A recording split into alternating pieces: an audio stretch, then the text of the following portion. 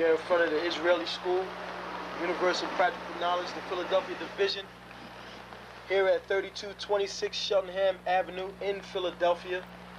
We're standing in front of the school right now, getting a description of the 12 tribe sign that's been painted by one of the brothers that was in the school: Judah, Benjamin, Levi, Simeon, Zebulun, Ephraim, Manasseh, Gad, Reuben, Naphtali, Asher, and Issachar. Those are the 12 tribes of Israel.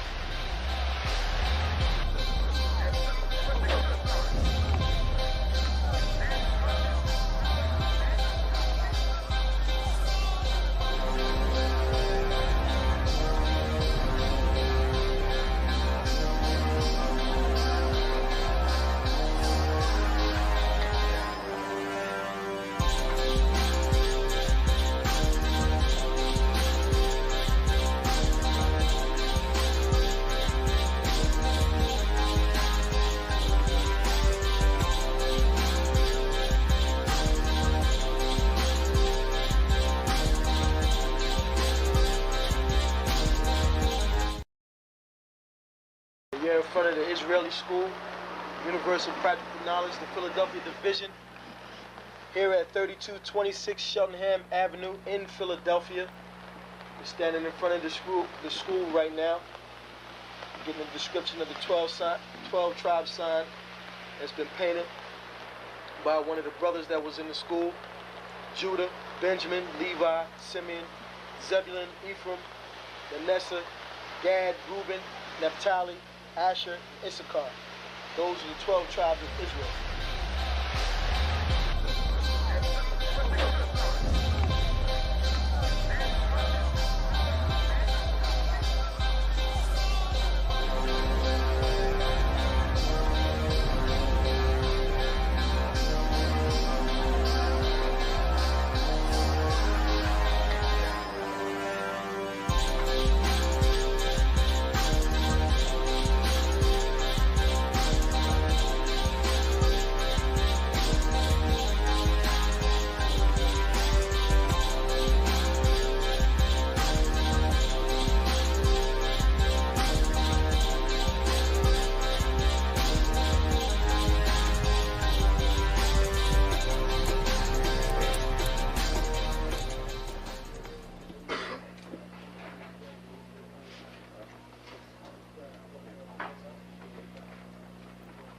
Shalom.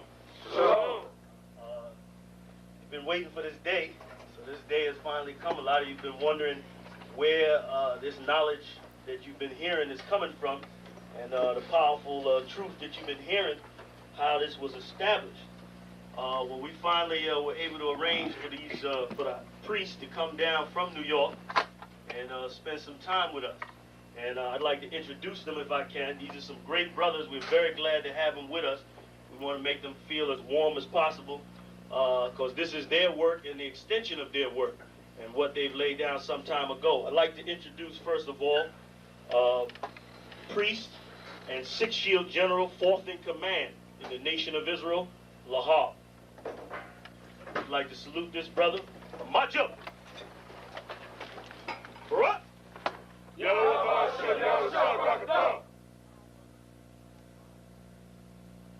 Yeshabim, which means sit. And I'm going to turn it over now to Priest General Lahab. Come on, brother. I'd like to say this, starting off, we're very impressed at your school here, and we're very impressed to see that the brothers and sisters in Philadelphia think enough of the Most High and the Bible and the truth and your nationality to be a part of this, because most of the brothers and sisters are running from the truth.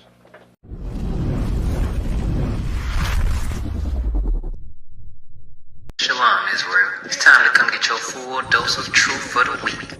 You got Mondays, history class, taught by Officer 500 Shariwan and Officer 500 Ahabawan. 7 to 9 p.m. Eastern Standard Time. Tuesday, you got Word to the Unwise podcast from 6 to 7 p.m. Followed by the main event, Captain and Priest Hadar Ya'ala, teaching scripture breakdown, the Bible like you never heard it before. 7 to 9 p.m. Eastern Standard. Wednesday, we got Priest and Officer 1000 of Waja teaching you all about the law. Tune in. 7 to 9 p.m. Eastern Standard Time. Thursday, you got myself, Priest and Officer 5000 Kazak Moth, joined by Priest and Officer 500 Barak Yah, teaching you the Brotherhood class from 5 to 7 p.m. Friday, learn to speak in the Holy Tongue, the Lashawan Kodash class, taught by Officer of 1000 Katab. 7 to 9 p.m. Eastern Standard Time. Shalom. This is to all Israelite groups and all Israelite communities and all breakoffs from One West and breakoffs from breakoffs from breakoffs from breakoffs. No matter what rainbow uniform you wear, red, white, purple and white, all white, it don't matter. You should all treat the ISUPK like your weird, misunderstood Sabbaths. You shouldn't do anything until you counsel with the ISUPK. We'll tell you when and what to eat. We'll tell you who to marry. We'll tell you who to have sex with and how. We'll tell you how to resolve conflicts with your wives. We'll tell you how to resolve conflicts with your kids, your brothers, your sisters, your parents, your friends, everybody. We'll tell you when and how to pray. We'll tell you how to direct your life in a way that's pleasing to the Most High God of Israel and our Black King Yahushua, a.k.a. Jesus Christ. We will be to you instead of a God. Just like the Most High told Moses in Exodus 4:16 that Aaron would be to him instead of a mouth and he would be to Aaron instead of a God, that's what we'll do for you. It is what you all need because none of you know what the fuck you are doing. I pray you understand. Shalom.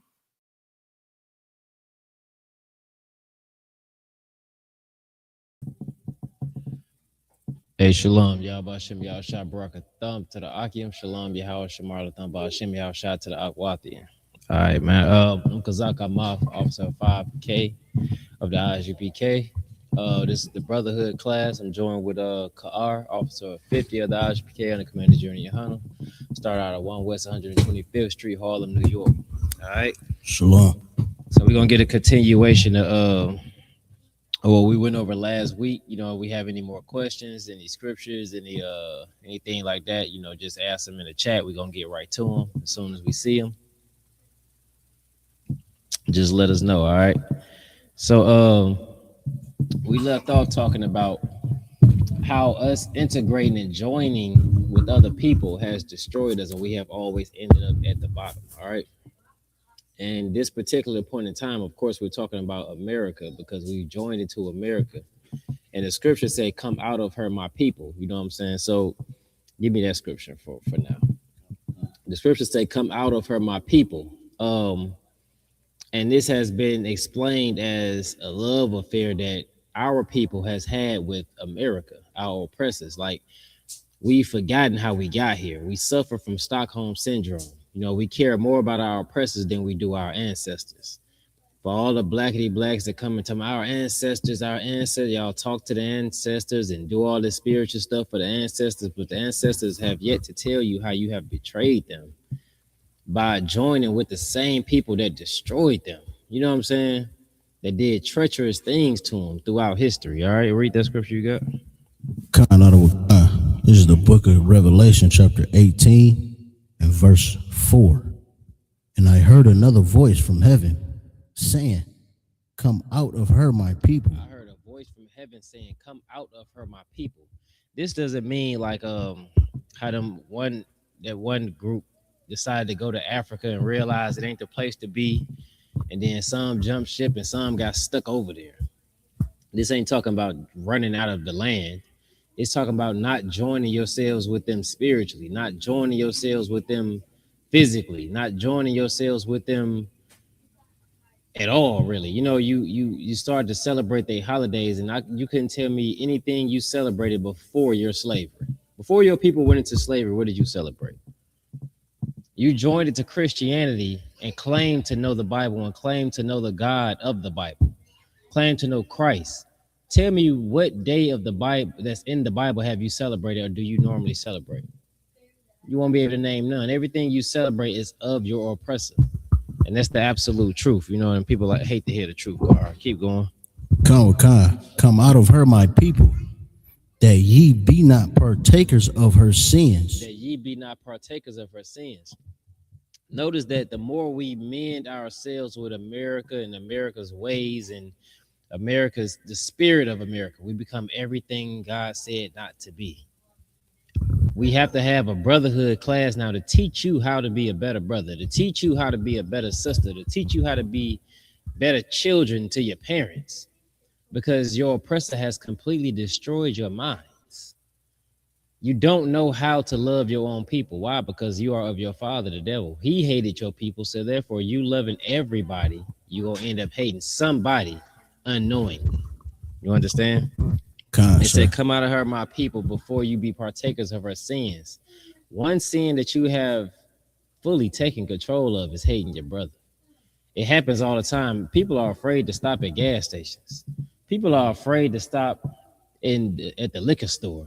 And when you're in the hood, that is, they're afraid. You're afraid to stop at stop signs, the lights. I hear rap songs like, don't stop at stop signs when I'm in the car, because you're afraid. You're afraid to stop at stop signs when you're in your own neighborhood.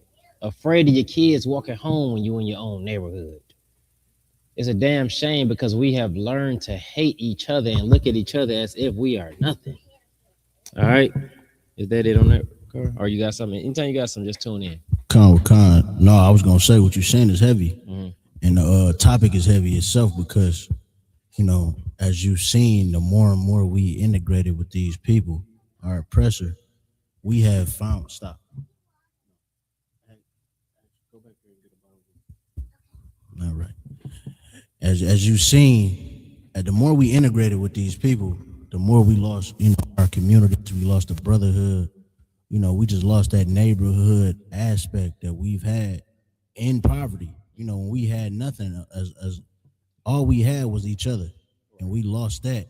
The more we gained, so-called freedom or money or whatever, we've gained more of that, but lost the aspects that really kept us as a nation when we didn't know who we were.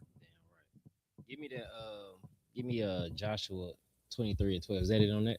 It's just last bit. It says, "And that ye receive not of her plagues." You receive not of her plagues. We received of every plague America had. The Lord continues to hit America with plague after plague, and you're joining in to receive these plagues. You understand? Like COVID plague, HIV plague, AIDS plague. What else we had? Monkeypox plague. These plagues has been around since during our lifetime. Lucky, there's a new one that's coming out, the hantavirus. The hantavirus, that's the one with the rats. God. Yeah, go ahead and get your cruise tickets. Right. Get rid of the cruise for cheap and around the world for damn near nothing, damn near free, because the hantavirus is unaliving everybody on the goddamn boat. Right. All right, the gas might go up, but the prices of cruise ships is going down.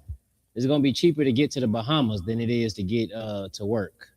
Because the hantavirus is finna plague all of these people who thought that this was their rest. The Bible said this is not your rest, but it's going to plague a lot of you people who forgot all about the Most High God and thought your money was going to save you.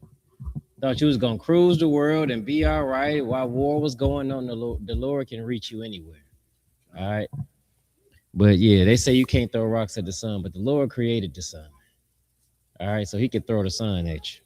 But you said Joshua 23 and 12. Read that. Joshua 23, verse 12. Else, if ye do in any wise go back and cleave unto the remnant of these nations. If you cleave to the remnant of these nations, the smaller amounts of these nations. This after they had destroyed some, I believe, if I ain't mistaken. Even if you go back and cleave to the remnant of these nations, go ahead. Even these that remain among you, and shall make marriages with them. And shall make marriages with them, which is what we're doing now. There's so many people that will never, ever consider serving the Most High because they have married a heathen. They married somebody outside of their nation. They would never consider serving the Most High. They would never consider joining their brothers. They would never consider our pain and our struggle because they can't bring their foreign lovers along with them. You understand? You've made marriages with them. Christianity is the biggest marriage to them. God. Anytime you say it's just gonna be us in the kingdom, they instantly gonna say, "What about white people?" They never say Chinese. They don't Right. care if the Chinese make it. They never mention the Hawaiian. They never mention the Arab. They only mention their direct oppressors. Right. What about them, man? What about search your history? It'll tell you what about them. If you allow them to join you in rulership, they're gonna take it from you God. and then destroy you. Go ahead, Gar. Like if I may. Yeah, go ahead. Yeah, and they only mention the white man, which shows that, you know, our people got a Stockholm syndrome on them, you know, an abusive, you know, a victim of an abuser type mentality and relationship, because they don't mention nobody else. They don't even, you would think they'd mention the African. Right. You know what I mean? Because At we least. make sure we tell them we ain't African, but Right. they mention the white man first because he's done so much brutality towards us that it's like a psychosis on us, you know what I mean, on our people. And you know what? It's heavy you say that because who told them they was African? Right. You know what I'm saying? They took that and ran with it to start to say, "Hey, I'm African American. I'm African American." But in all reality, they don't even really care about the African. They only saying that because it's something that their oppressor gave to them. Right. Y'all love pork. Why? Because it's something that your oppressor gave to you. Oh, y'all can't eat pork, man. I gotta have my pork. How many times you heard that, Carl? You won't serve the Lord because that precious abomination that your oppressor gave you, that the Lord say don't eat. And you say, "Listen, man, the white man gave me this. I'm gonna eat this pork." That's what's in your mind and your heart. Every time somebody say you gotta stop eating pork, oh man, y'all stop, I'm gonna always eat pork, man. I'm gonna eat what I eat, man. That's fine. Just know that the Lord say He's gonna forget you and your children. A sinner's prayer is an abomination to the Most High God. He don't want to hear. He ignores your prayers. That's in the Bible. Don't listen to Christianity. Don't listen to me. Listen to the Bible. It's in the Bible. All right, keep going. Khan. And you shall make marriages with them and go in unto them, and they to you. And they come marrying to you. You allow your kids to marry them, and they allow theirs to marry you, which a lot of times they don't. Go ahead. Khan, verse 13. Know for a certainty that the Lord your God will no more drive out any of these nations from before you. Now He gonna stop driving them out before you. There's a reason that God is driving these nations out before you. Black, Native, and Hispanic people, when other nations come amongst you and join with you, you get destroyed. The Native Americans should know this. Everybody who was taught about Christopher Columbus should know this. You should know it. Ask the Aborigines of Australia. Who's the Australia now? You think of the Australia now, you think of the crocodile hunter. Right. That's who you think of. You think of the crocodile hunter. It was black people in Europe. Who you think drove them out? Black Jews was in Europe. Who you think they fled into Africa trying to get away from? Why do you think Hispanics or our Mexican brothers speak Spanish? Right. Who you think gave them that language and took their heritage? Every time our people is joined with another people, they're destroyed. Keep reading. I'm gonna get some actual proof throughout history for you. Khan out of Khan.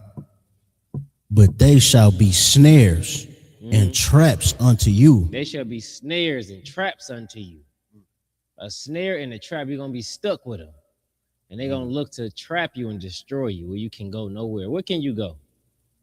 Tell me where your land is. You African American. What Africa got? What, over 55 different countries in it? Khan. Which one you live? Which one is your land rightfully? Which one can you go to and be one of those people? Those purple bastards went over there and got rocks through at them, trash through at them, metal through at them. They ducking and running. They found out real quick, we are not your people. Don't come over here telling us who you are over. We finna beat the hell out of you. That's what you got to understand. You're not going to Egypt. Why? Because the Egypt is called what now, Car? Do you know? Egypt is called... What they call Egypt now? What's the name of Egypt now? The Arab Republic of Egypt. They in there putting cigarettes out on those little cigarette butts out on the pyramids, pissing on the walls, giving you tours, not knowing what the hell they talking about, because they run Egypt. The original Egyptians got pushed out of the land, or they ain't running the land no more. I seen a video, they saying, oh, we the original Egyptians. They've taken our land. They don't look like you. All right, keep going. And thorns in your eyes. Thorns in your eyes. It's gonna be it's gonna hurt to see. It's gonna be painful to look. Thorns in your eyes. You can't tell me I don't hurt a Christian to see a damn thing, see the truth for sure. Christians don't want to see the truth at all. Keep going. Until ye perish. Until you no longer exist. We all know what perish means. You no longer exist. Go ahead. From off this good land. From off this good land. They can't even find you there. Think of, we telling you we the Israelites. We've damn near perished off the land of Israel. It's a small remnant of black people there still. A very small remnant of black people there. How you think they got there? They've been there. They didn't listen to Christ when he said, flee into the mountains and into the hills. All right. Keep going. Until ye perish off this good land, which the Lord your God hath given you. We about to open the door for me. We're going to go into one of our favorite books in the Bible. All right. That's what we're going to do. Go. Huh? No, I said one of them. We're going into Ezra. We're going into Ezra. Now, please put in the comments if anything I'm saying is in the Bible that you think is not in the Bible. We could pull it up in the Bible, but we've been reading the Bible, so I'm sure nobody will be saying that right now, man. Throw out for everybody in the chat. If you could like, share, subscribe, we're gonna get y'all some shout outs and read your names over this and put them up on the screen and everything in just a minute. All right, I want to get so far into class. Last week we couldn't finish the whole thing. All right, I'm gonna show you in history where we joined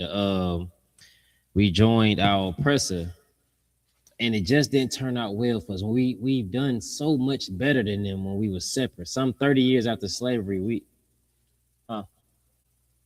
she not coming in.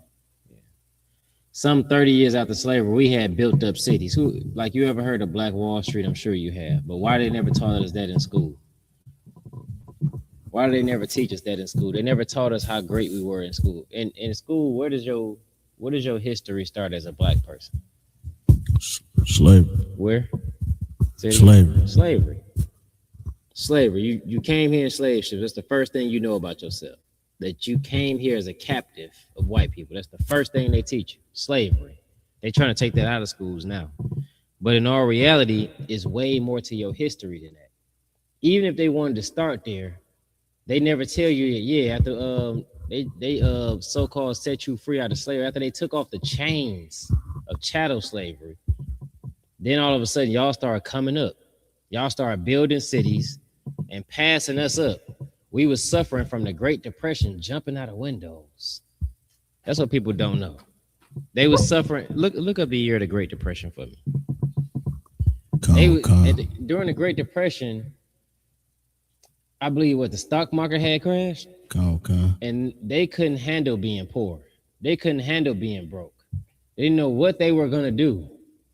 But yet it was a people who, ever since they touched that land, had known treacherous times. They had known misery and all of that type of stuff. So it was nothing to them that we still was on the come up. But yet they could not survive. It's lucky, sir. Mm-hmm. Oh, well, those dates is from 1929 to 1939. But dates what? 1929.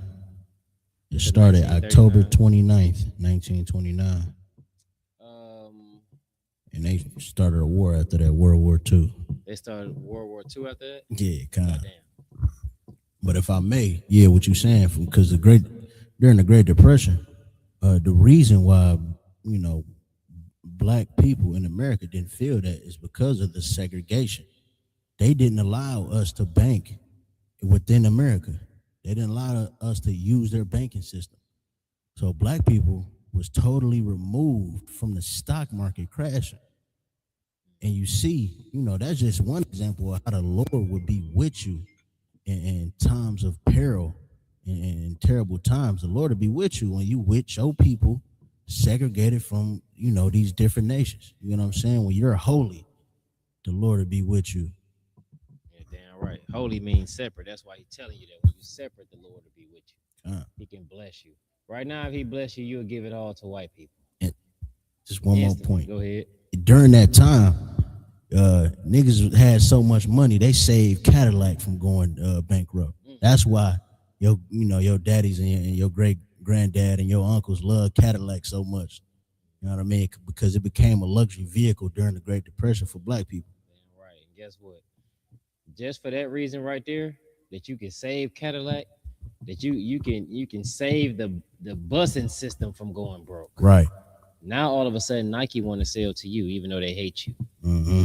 Gucci will sell to you even though they hate you. Mm-hmm. All the way down to Coca-Cola will sell to you even though they didn't market to black people. At one point, I think Pepsi was black, Coca-Cola was white. But it's like, shoot, we get more money just advertising the boat. We might as well just let the black people in on Coca-Cola too. Let's get that in too. All right, but you said the years of the Great Depression was when? It started October 29th, 1929. Mm-hmm. And it went all the way up to 1939. Okay, so the Harlem Renaissance, which was what they described to be a vibrant time, started from the 1920s to the 1930s. And black people was getting money and celebrating the fact that we was getting money. It was called the Harlem Renaissance. This when all types of poetry was coming out. Music was coming out. Elvis was one of them white people stealing the goddamn music. They needed us to learn to get money again, to rise up. How did they do it? Just like we read last week, they started taking control of our music. They started taking control of our talents. They went from jumping out of windows to creeping into them to steal our stuff. And they'll make it seem like black people is nothing when black people has been saving this country since we've been here. So like we went from building it to saving it. And if I may, sir, that's when they figured out, the importance or the value of the black dollar. That's when they figured out that, well, maybe we should just integrate and allow these people, to buy our products. And I believe it was around that time where the what is that video called? How to Sell to a Negro came out. So they start learning how to propagandize and basically get money off us and propagandize. I'm trying to think of the right word, but essentially stealing the money without us really understanding that our value is with our people. Okay, so I'm gonna read. It said the Harlem Renaissance was a vibrant 1920s through 1930s explosion of African American culture, literature, art, and music centered in Harlem, New York, known then as the New Negro Movement. It emerged from the Great Migration. That's when black people was fleeing from the South to come to the North. It says it emerged from the Great Migration to celebrate black life and challenge racist stereotypes that we was nothing, we was poor, we was dumb, we couldn't compete, all them stereotypes, all right? Redefining African American identity and laying the foundation for modern black art. Time period, roughly spanning from the end of World War I, which was in 1917, through the 1930s, peaking in the mid 1920s. Origins: the Great Migration brought hundreds of thousands of African Americans from the rural South to northern cities, with Harlem becoming a major destination and cultural hub. You go in Harlem right now, white people is what's it called when the white people come in your neighborhood to take over? Gentrification. Gentrifying the hell out of Harlem. There's Starbucks everywhere. Harlem was the spot they went to go steal music. Elvis wouldn't sound. They make Elvis seem like what do they call him? The king of rock. The king of pop, I believe. Elvis. Or maybe rock and roll. Yeah, King, maybe. I think he was the king of rock and roll. But he stole it. He stole his style. He stole his goofy way of trying to do our dances. Yeah, she came close, man. Oh, rare. The goofy way of trying to dance like us. He stole it from black people. They came here and they tried to make it theirs. Whoever seen the movie Cadillac Records? The movie Cadillac Records. I'm the motherfucker. Yeah, you the motherfucker. With Beyonce and all them in it. That's just a preview of a white man seeing our talents and then using it to get rich off of us. And then later acting like we wouldn't shit. They give us pennies on a dollar, literally. Literally. You get 1 cent for every, what was it, album sold? They would get 1 cent and all this. They would make millions and you would make, what, thousands, hundreds of thousands, tens of thousands. Some artists made absolutely nothing. It's lucky. That's not far off from what's going on today. It's not. With the streaming service. Like they give you like 10th of a penny to the play or whatever. Like they and if you look at who really did it, it was Jay-Z with Tidal. He really sold, you know, time and time again, he is selling us out. Oh yeah, I've seen videos of him selling us out. They got videos of him in boardroom selling us right the hell out. NFL, he stopped that protest, you know what I mean, when they was moving together. Yeah. And when you really look at the music thing, so lucky, when you really look at the music thing, when he started Tidal, you know, he got a few major artists to really back him and gave them like owner rights of it. But that started the whole streaming. That brought the artists in to stream because he gave them you know, the owner rights. So that influenced them to be like, all right, well, yeah, we'll do the streaming thing because we got to get owner rights off Tidal. Yeah. I've always said Jay-Z was a goddamn sellout. Everything he do makes me believe he's a damn sellout. So is his wife. All right. So when you look at these different things, which I got more, you see the time span and it matches right up. And they all come to make money off the backs of black people. You understand? So that was heavy what you said about Jay-Z. I'll be forgetting about him. Man, he is in every major thing. When we start to rise up in industries, it gets somebody, and it's usually him. He's involved somewhere. All right, so one, give me Israel as a homeborn slave. A homeborn slave. That means this is a slave that was born right here in your backyard. That was born right in the backyard. What's that dog name, Pfeiffer? Little puppy? Milo. Milo is a homeborn puppy. He was born right there in the yard. That's the same thing. Milo is the example of what a homeborn slave is. Instead of him back there, imagine a human back there. That's a homeborn slave that you can just go back there unchained and say, hey, we need you to clean this yard up. We need you to rake and mow the lawn. And after that, we're going to feed you and put you back up. That's a homeborn slave. All right. That's all it means. You just a slave from here. First, slaves came from elsewhere. They needed ships. But after a while, they was just able to just grow you like crops, breed you like puppies, cows, and chickens, and all types of stuff like that. Right now, Jay-Z is a homeborn slave. Christians are homeborn slaves. They do everything. Shit, some of y'all are homeborn slaves. That's why Christmas seems so great to you. Halloween, Valentine's Day, and just being a part of the world because you are a homeborn slave. Homeborn slaves drive you to do anything they want you to do because it looks sweet. It look good. It look cool. It look whatever the hell you want to call it. All right, go ahead. Khan out of Wakan, Jeremiah 2, verse 14. Is Israel a servant? Is Israel a servant? Jay-Z is. Without a doubt, Jay-Z is a goddamn servant. It's why he's able to get so rich. It's why he sold out Dame Dash. It's why everybody that was around him just all automatically vanished. Where the hell is Big L? You understand? That brother passed away. Jay-Z didn't give a damn, but he raised Jay-Z up. But he will step on his brother's neck for money. How do I know this? Because he shot his brother over money. His parents' child, he shot him over money. So we know he don't give a damn about you. All right? And Salakia, scriptures say, for the love of money is the root of all evil. For the love of money is the root of all evil. It's the root of all evil.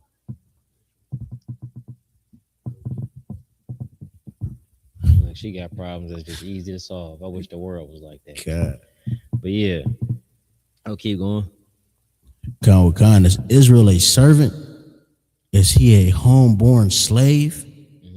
Why is he spoiled? Why is he spoiled? Y'all look at Jay-Z. Is Jay-Z spoiled? Is he spoiled by the white man? He's damn sure ruined by him. And he's the definition of you being spoiled. What about Megan Thee Stallion? Is she spoiled? She damn sure is. She's so spoiled, they brought her to shake her butt during a political event. Right. It was unseen and unheard of. She up there shaking her butt, and this was supposed to get the black vote. Right. All you gotta do is flash a whore, throw a whore out there, and black people gonna love you because black people love whores so much. We hate ourselves so much that we're starting to look up to hoes. Let's just be real.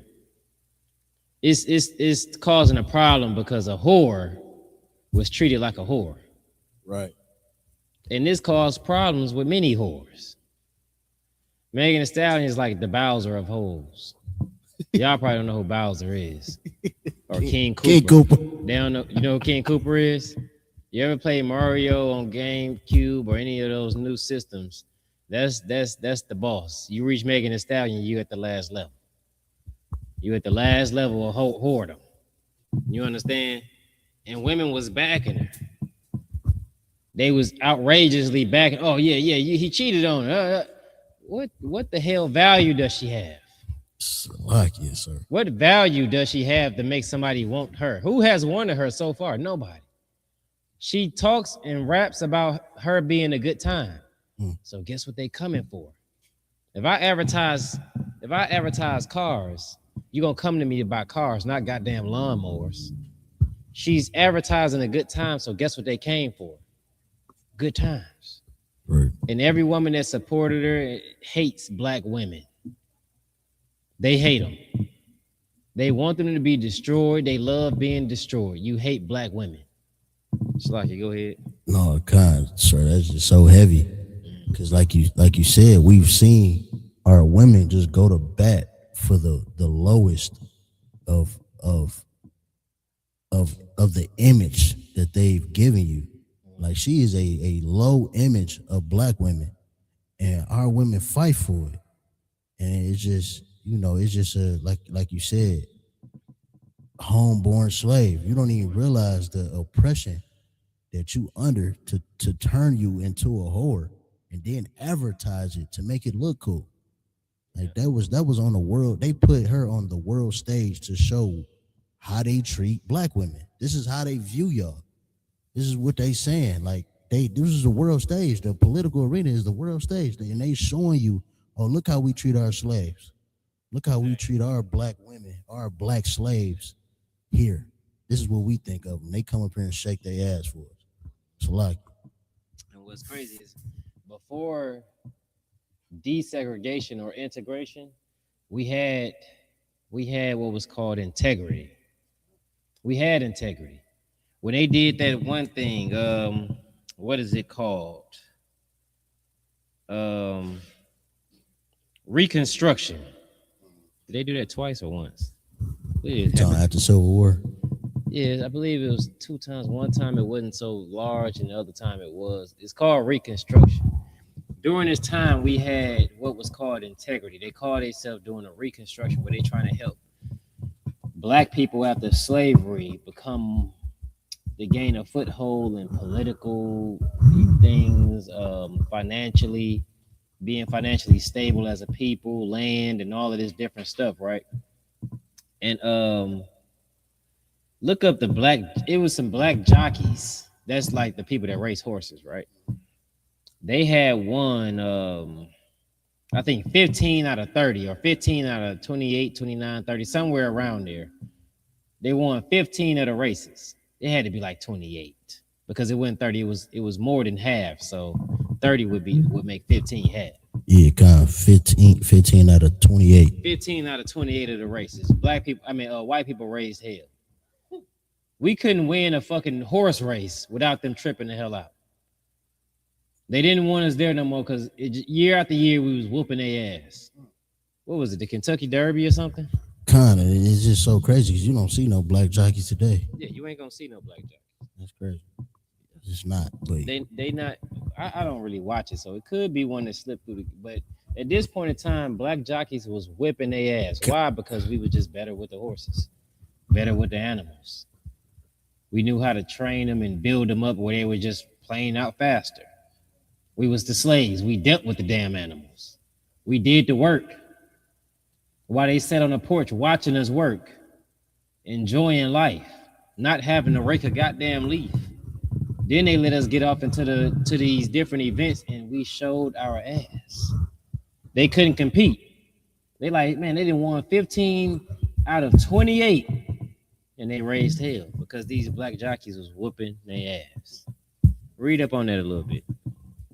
Kawakana says during the Reconstruction era of the late 19th century, African American jockeys did not just participate in American horse racing, they dominated it. Following the Civil War, formerly enslaved men leveraged their expertise in caring for and riding horses. See what I mean? These dudes that was forced to deal with these animals, they learned these animals. Any job you put a black man at or a black woman at, they're gonna perfect it. They're gonna find ways to make it better and easy. We had to pick cotton. Next thing you know, they was making the cotton gin. We gonna make it easier on ourselves. Put somebody in the yard and tell them they gotta get up all the trash. Eventually, they're gonna invent a rake, or an easy way to do it. You're gonna find a child does it. Children do it. I remember as kids we used to play in the dirt. Right, we would be young as hell playing in the dirt, and we were just trying to build little cities out of fucking mounds of dirt. And we wanted to run a river through the city, so we built a tall mound of dirt and made a line through it and put little dirt on the side. That way we could run a river through it. Nobody taught us or told us how to do it. You just 5 years old, you was bored in the house, you went outside and started playing in the goddamn dirt. Next thing you know, you was building a model city out of fucking dirt. Little kids get bored and start playing the piano. Next thing you know, he's the best. You have to look at it like this. Like the Bible said we are the salt of the earth. We give the earth flavor, but you can't do that just remaining the same as everybody else. You have to be something different. It's something in you that just say, I'm just gonna do it like this. I'm gonna put this right here together. I remember growing up in the South, they were always talking about George Washington Carver. They had songs about the Peanut Man. This dude just was called the damn Peanut Man. He made everything out of peanut oil, and you'll be surprised what the hell he did with a goddamn peanut. Paint out of the peanut. He did extraordinary things just with the goddamn peanut. And you can't tell me somebody coming out of slavery or the children of slaves doing stuff this amazing wasn't given to this earth by God, by the Most High God. He had the choice. He said, we are peculiar people. Is nobody like us? Nobody. So during integration, when they started to have us show so much sin. Now all of a sudden everybody else want to do it. It's Africans in music videos with chains rapping in a dumbass accent that I can't understand. Not looking like us. You could tell he ain't us. You got Asian people trying to look Mexican. They like the way our Hispanic brothers gangbang, so they want to look like them. It's crazy. Everything we do, the world copies it, but then down us for it. You understand? You had something? Or you was looking up something? I was trying to see how many things he invented from the peanut. From the goddamn peanut, man. Because that's heavy. Go ahead. Or did you find it? It says over 300 products. 300 products from a peanut. And uses for peanuts. And 300 uses for a peanut. You know what white people was doing with peanuts in the South? Putting it in the goddamn pot and boiling it. Cracking it open and just eating it. Go ahead. It says he discovered numerous applications for food, medicine, and industry, including. Somebody right now tell me how you make medicine out of a goddamn peanut. I ain't never got sick. It's like, oh, go get the peanuts. Who the hell did that? Some black man knew that some exist. He just knew, like, oh yeah, you can do this and add this. Go ahead though. It says medicine and industry, including peanut milk, cooking oil, plastic, dyes, cosmetics, and soaps. Soaps, dyes. Yeah, you know, you don't even get soap no more. You don't even get soap. I don't think your nothing you wash up with say soap, do it? It say body wash. I don't think it even say soap no more. They can't advertise that bar you got. I don't think it says soap no more. Huh? It says what? What is he saying? He said Dove. Oh, Dove. That's the brand of it, but I don't think it says soap. I know body wash don't. You know what I'm saying? So Body bar. yeah. Not Shiraz. It say douche. Oh yeah, that's what Shiraz says. Like, it would say beauty bar. What the hell is a beauty bar? A beauty bar is when you go somewhere and they got different lip glosses for you to buy, and all of a sudden now it's this bar of soap that you're supposed to have because it's not soap. When you let them take over, I remember it was a hair product. This ain't got nothing to do with them, but it's gonna give you a small example. I guess it do got something to do with something. Who remembers the hair products Dr. Miracle? Still around. Yeah, you thought it was. Everybody's hair was long as hell, including mine. I was wondering why my hair just can't get this long ever since this goddamn Dr. Miracle product, right? Your head tingled, it had a minty smell, and the shit just worked for black people. Then they sold it. They gave it over to the oppressor and let him make money. Now all of a sudden it does absolutely nothing. It makes your scalp dry, it itches, it smells weird as hell. And all of a sudden it does not work anymore. So like it. Go ahead. That's definitely on topic because that's what happens all the time. We invent something. Yeah. You know, either it gets stolen or, you know, eventually they just buy us out because, you know, we are oppressed people and need the money. You know what I'm saying? They know poor people want what? Money, exactly. Want money. You need money. Instead of the ownership of it. You don't think about the ownership. You don't think about how longevity works. People think for instant gratification because we are poor. They keep us poor. When they came and took our music, rap used to be what's that Slick Rick song? Children's Story. Remember he's telling a story. Not long ago. Yeah. He's giving you a story. Yeah. Of what not to be and what will come of you being a goddamn robber and a thief. I think the person, the main character of the story ended up being killed at the end of the story. It's called Children's Story. He's giving children a warning of what not to be. Now you got him jumping around acting retarded as hell. They showed me a video of these kids in the theater at a YB movie or showing or something, and they was losing their mind. And they diagnosed all these kids with ADHD. Two young dudes got fired at my job, both of them today. Damn. Yeah, for one, they couldn't stop moving. I work on an assembly line. You have to be there when the car gets there so you can put your part on the car. You look up, this nigga is across the room doing nothing. We waiting on the car. We look at him, he's back and forth, back and forth, back and forth, back and forth. Why do you think these kids is getting like this all of a sudden? You think it's magical? No, they're doing something to your children. They're doing something. Matter of fact, why do you think YB is the way he is? Because they're doing something to your children. They have to keep you at a low state at all costs. They talk about the chloride in the water and all this different stuff. Flint ain't the first place to get water tampered with. It's been happening. Look up places that the Jewish people has been and they went and poisoned the goddamn water. That's nothing new. You understand? Integrating with your people would destroy you. It was something else I wanted you to pull. What was it? I got a scripture if you don't remember. Go ahead until I can think of it. It was a scripture I surely wanted you to pull. Go read that. It was off, you know, coming off the last scripture that you pulled. How Marion, how it was back in the Old Testament, the time of Moses, marrying to another nation. That was no nonsense. You know what I mean? Like you wasn't getting away with that. and the Bible tells you in Numbers 25:7. It says, and Phineas, the son of Eleazar, the son of Aaron. So like I'm gonna go up a little bit for context. So like All right, that's what. verse 25, verse 6. It says, and behold, one of the children of Israel came and brought unto his brethren a Midianitish woman in the sight of Moses and in the sight of all the congregation of the children of Israel. Now this how you know, just sidebar, this how you know Israel, I was about to say Israel, the UPK is on point with our teachings. Mind you, Moses had heathen wives, but this is before Moses had been this is before the Most High had introduced himself to Moses to know that he was sinning, but yet he didn't get rid of his wives. Same thing we say to brothers, listen, your rib is your rib. Now, before you knew this, that was your rib. If it's a heathen woman, we ain't gonna tell you divorce her. We can't do that lawfully. You know what I'm saying? So, hey, you gotta rock with it. You know what I'm saying?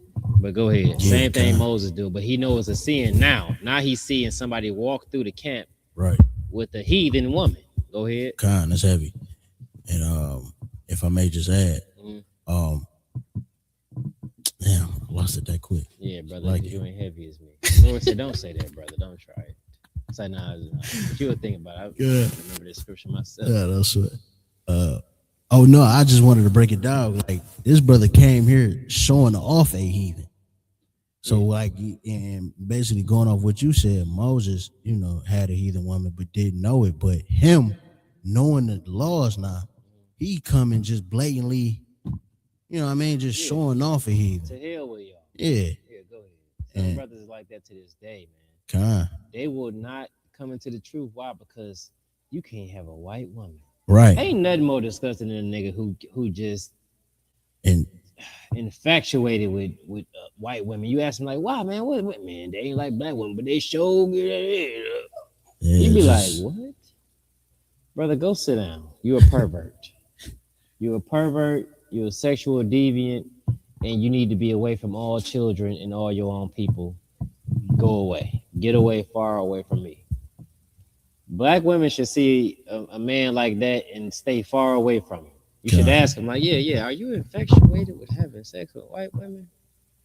You are. You would disown God for that. You would. Okay, yeah, get away from me. Like it. That should be on the questionnaire for dating. I can write y'all a questionnaire. It's gonna be all biblical, and I promise you, you will get way better men than what you've been getting. Just buy the Kazakh's questionnaire for dating. Just on the first date here, second date here. I got questions for. I'm gonna write the book. You understand? Might sell, sir. In this climate, that might sell. That's not a bad idea. You should have held on to that one because I might make that. Yeah, you ain't gonna think of what I'm gonna think of. God. But you might. No, we might have everybody write it together. Right. Yeah, why not? The encyclopedia. Yeah, this is brotherhood. Brotherhood class. God. We're gonna teach them brotherhood in the book. Yeah, we're gonna show y'all sisters how to weed out horrible men. Next thing you know, all y'all husbands are gonna be at the UPK. But you're gonna be happy. God. You're gonna get something way better than what you've been getting. Some dude that just needs a mother and a father in his life. And you can't be that. All right, go ahead, man. In the sight of all the congregation of the children of Israel, who were weeping before the door of the tabernacle of the congregation. So they weeping before the door of which means they already got problems going on. Right. Anytime you see Israelites weeping, the Lord is whipping their ass. He on them, right? That's why they weeping before the door of the tabernacle. They looking for the priest. You understand that this is what they're doing. Go ahead. And if I may just add, and this nigga coming around with a heathen. He's coming around showing her off. Typically, when the Lord punished Israel, when he's punishing the people, like you look at us right now in this downtrodden state. Right now, your kids gonna grow up to work for their kids. Their kids gonna inherit the business. Your kids gonna inherit a job and debt. Most of us right now, if you passed away, only thing you're gonna leave your children is debt collectors calling their phone. Like, yeah, such and such passed away. We trying to figure out who's gonna take care of this debt? That's what the stereotype of black people is. We don't know about life insurance and all of that different type of stuff. We was never taught that, right? I just taught it to you. Get you some life insurance, all right? But we don't know that. That's what our kids gonna inherit. Go ahead, read that again. Khan, who were weeping before the door of the tabernacle of the congregation. Verse 7. And when Phinehas, the son of Eleazar, the son of Aaron, the priest, saw it, he rose up from among the congregation and took a javelin in his hand. Took a javelin. That's imagine that stick they be launching in the Olympics. Is that actually called a javelin? Yeah, Khan. Yeah, but it was sharpened. And go ahead. If I may, like, and this just show you the, spirit of the priest. It's no nonsense about the laws, man.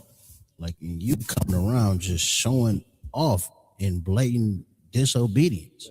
Like I was about to make a point and just completely forgot the point. That is crazy. But basically, the gist of the point, I forgot the way I was going to tell it. But the gist of the point is this: they wearing they sins just out in front of everybody. And back then, it wasn't allowed. The priest didn't play that. Like he's reading what he's saying. You just come out and you just like, yeah, sins. And when they cry in the tabernacle, we know that something is wrong. The Lord punishes Israel because there's sin amongst Israel. Somewhere somebody is sinning. Imagine you like, damn, man, why are we going into slavery, man? We was just ruling everything. Why are we going into slavery all of a sudden? Or why are we being oppressed? Why is hard times falling on us? We getting sick. We ain't had no food. All this different stuff. You look up and there's a brother walking past you with a heathen woman, and you know that's a goddamn sin before the Most High God. Think about how you would be looking at him. Your children are starving. Snakes is biting y'all. And then you look up, it's because this brother right here is around here knocking off heathen women. How would you feel about that? What would you be thinking in your mind to do to him? You understand? Keep going. Khan, verse 8. And he went after the man of Israel into the tent. Yeah, walk behind him. Going after him is rolling up behind him. Go ahead. And thrust both of them through. Thrust both of them through. Thrust both of them through. What does that mean? He's going to tell you. He's going to describe it better. Go ahead. The man of Israel and the woman through her belly. And the woman through her belly. So it went through, it said the man of Israel went through him and her through her belly. How can some go through one person and go through another person's belly? That brother was in there trying to knock her down. And he was laying on top of her. He walked up in the tent, caught him red-handed, threw a javelin through his back and through her stomach. That's why it was like that. He was able to, one swipe, bam, hit both of them. Because that brother had mounted that dog. Right. That brother in there committing bestiality. Yeah, God, and if I may, sir, like you get like I'm just imagining this scene. I mean, like you said, you painted it already so heavy. Like the children of Israel going through something, and here he go. Imagine this, a brother now, it's a white woman. Showing this white woman off. Yeah, my white woman, or like how niggas be on online. Yeah, white women better than black women. Like that's what he doing. And he go into his tent with his dog, and a priest came in there and said, "Man, it ain't happening in front of in front of the Lord. This ain't happening. Listen, I'm finna cure everybody's problems. God, I'm finna cure everybody's problems. That's why the Bible had to put in there, thou shalt not murder. You know what I'm saying? Like, times had to change. Y'all look like Christ came along and the Lord was like, yeah, we sin in Christ because these brothers ain't playing. There's brothers that's so mended with the Lord that they just like, yo, you want to sell dope to the hood? Okay, watch this. And scalp the hell out of you right there in the middle of the city. And these times, when it wasn't no police to call. Ain't no calling no police. They was casting lots at your door, which means they was shooting dice like, yeah, who about to knock this brother off? I got double on the 10 to 4. It's 5 of them in the house sitting. I get 2 of them if I hit this 10 to 4. You understand? So, yeah, something had to change because a lot of us wouldn't have made it. I know I wouldn't. You wouldn't have made it. My parents wouldn't have made it. I would have never been born. A lot of us wouldn't, sir. You understand? It's a lot, yeah. Just off that cast and lots analogy. A lot of these Judites might be Levites the way they throw dice. The way they choose dice. Because I got a platinum arm.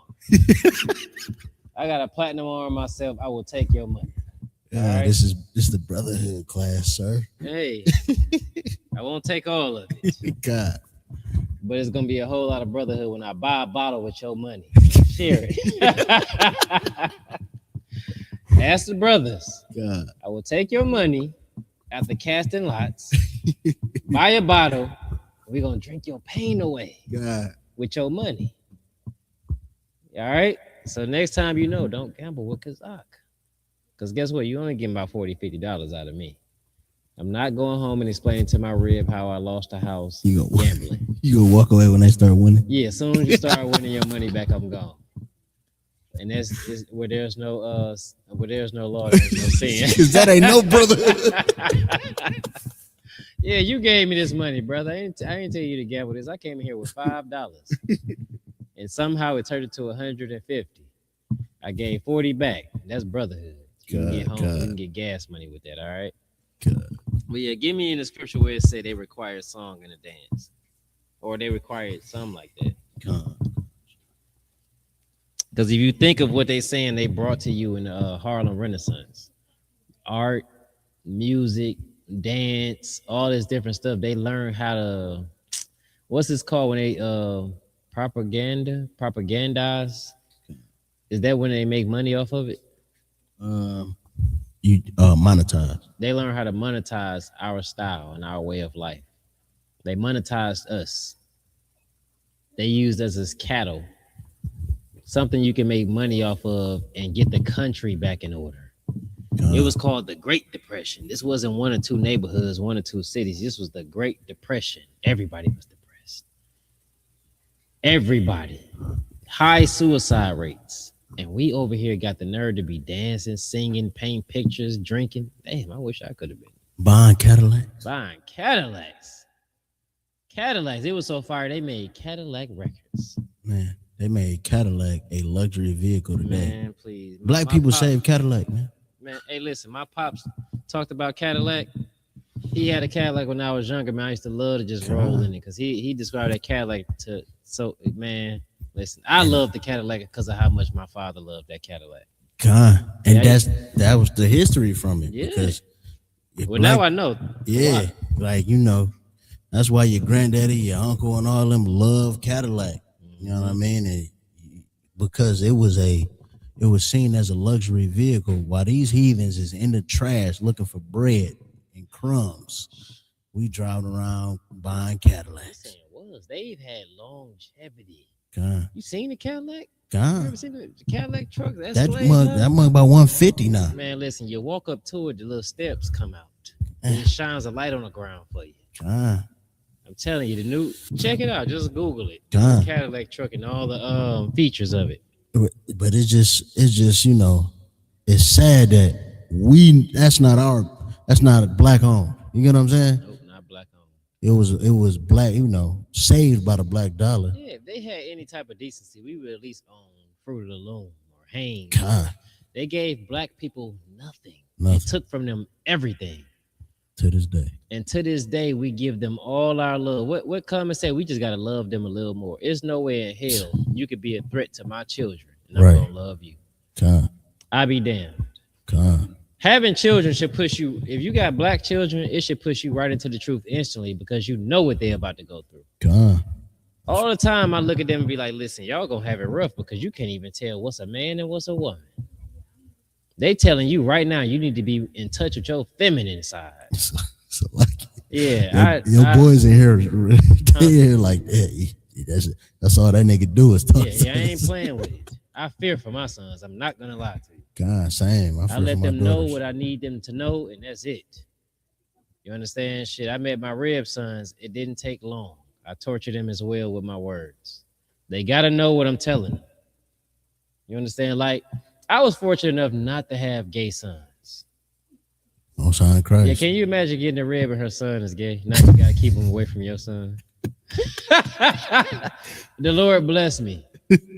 All right, everybody's solid. Everybody. I can get a big van and drive to Texas with everybody in the van, and I ain't gotta look in my rearview mirror to make sure the little sick one ain't fucking with the other ones. That's gonna piss a lot of people off, but I don't care because that's how it is for me. All right. I will not date a woman who has a let me shut up. I'm gonna shut up. But I won't. We know what I was about to say, and I'm not playing. I might have to get counseled for that, but that's what I'm gonna need, all right? Only ones that's acting like girls around me is girls. That's it. Everybody else, I'm gonna torture you. When you get in trouble, I'm gonna chastise you. And I'm not gonna care about your tears. I'm gonna make you stop crying. Ask my oldest son and my youngest son what I used to tell them. Hey, listen, you did the crime, brother. I don't want to see your tears after you get in trouble for it. Man up. You know what you did, and you knew what was gonna happen. You failed. Huh? Nah, y'all niggas used to be crying right then and there, telling me that's before the tears. Yeah, you used to be crying. Sean cried all the time. Yeah, but nonetheless, man, the Lord bless me. All right, read that scripture though. Khan, this is Psalms 137, verse 3. For there they that carried us away captive. You gotta say it right. For there they that carried away us captive. Khan. Yeah. For there they that carried us away captive required of us a song. Same people that carried you away captive. Hey, you see how heavy the Bible is? Read where you at again. Psalms 137, verse 3. Is that the Old or the New Testament? Oh, sir. Old Testament. And it's saying what? For there they that carried us away captive. Same people that carried us away. Who carried us out of a land captive? Just, you ain't got to answer it. Nobody got to answer it. Just, we all know, right? The youngest of us know this. Those that carried us away captives require what? Required of us a song. Require of us a song, Megan Thee Stallion. Jay-Z. Beyonce. Rihanna. King Von. Dirk. YB. What's the other one? Lil Reese. For some reason, I've been going down a rabbit hole of drill music. It was another one, Little James, Little something out of Chicago. He's a little terror. He's unalive too. He just went to go. I don't know what I was watching, but this came on and I couldn't. What is it? Lil Jeff. That's the one that went to go unalive another brother and got unalive. That's him. They try to tell you how old you is because you said James. Lil James. They Lil was James. you. Lil Jeff.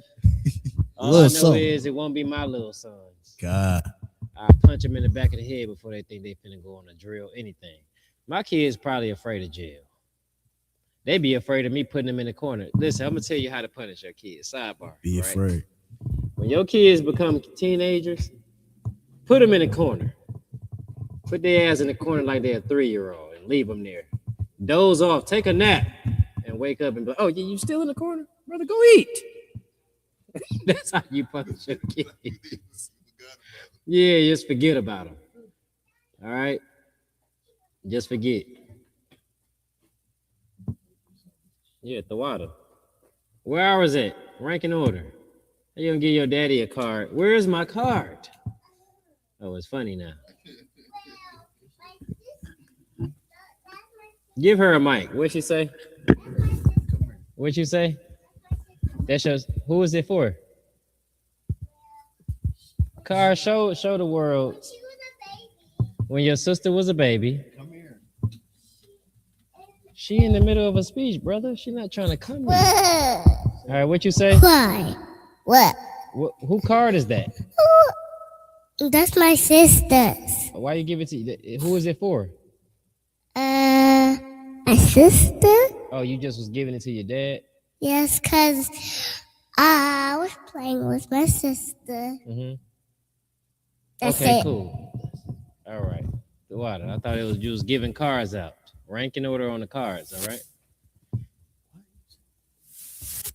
But yeah, what was we at before you magically got gifts? You was talking about Read the scripture song in again. the Kawakan. I probably just Psalms took it way left. 137 verse 3. For they that required us carried Salakia. For there they that carried us away captive required of us a song. They required of a song, right? The songs back in the day used to be just Negro spirituals. I've seen plenty of shows where white people sing Negro spirituals like they was happy as hell. They don't understand the pain of it. They don't understand the misery. Why? Because us joining to them had been the best thing ever for them. But why was these Negro spirituals so sore and so painful and so heart-wrenching, and you could feel the pain in your soul? Just it almost caused a fear in you, some songs. I know wading in the water, I was damn near afraid of water. I don't want to wade in the water because that song sounds like somebody is in fear or pain, or I didn't understand that it was just a message they was giving each other. Or that I was born by the river. I was born by the river with a little tent. That song right there, I'm like, I don't know why this song make me want to cry. Yeah. This song, you can feel the pain, but for some reason your oppressor heard it and it made them happy. Your pain is their joy, and it always have been. Your pain is their joy. Joining with them destroys your people. It destroys you. That's why your son think having a white woman makes him something great. All right, when it's disgusting. They're disgusting. Your son laying with something that catch fleas, that get lice. How disgusting is your son? You all right, bro? Go ahead, read. This is Psalms 137 verse 3. For there they that carried us away captive required of us a song. Required of us a song. Up to this day, we still sing it. Megan Thee Stallion, all them different people. At first, it was Negro spirituals. Go ahead. And Wait. The church has got a book full with songs from Negroes. What is it called? A what book? Don't act like y'all don't know. Start with an H. hymns. A hymn book. It's a book full of songs from Negroes in pain. And Salakia, they put on that white mat, the gloves and the. You know what I'm talking about? You know what I'm talking about? I know you're talking about. What are you doing? That's miming. Yeah. Oh, miming. spirit dancing. Yeah. You ain't getting the mic back, sis. What you forgot It to ain't say? happening. You gonna give her the mic back, What? bro?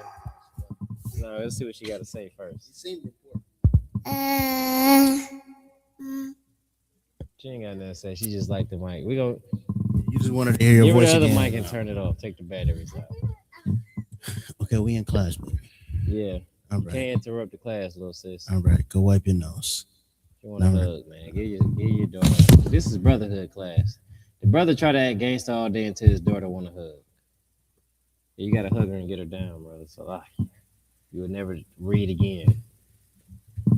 She's gonna take all your attention, all You're right? gonna kick me out the class. Yeah, Salakia, y'all. So wait, read that again. We gotta get back on track, Salakia. Come.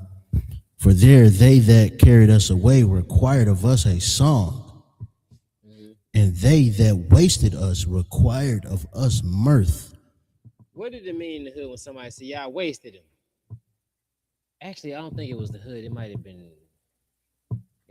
the Italians that said wasted. Yeah, same thing. They required of us what? They required of us mirth. Give me that definition of that word, mirth. They required of us mirth. So they required of us song, but they also required of us mirth. You got it? That was fast. Go ahead. Amusement, especially as expressed in laughter. Amusement expressed in laughter. We had to make them laugh. You're a court jester. You're something to laugh at.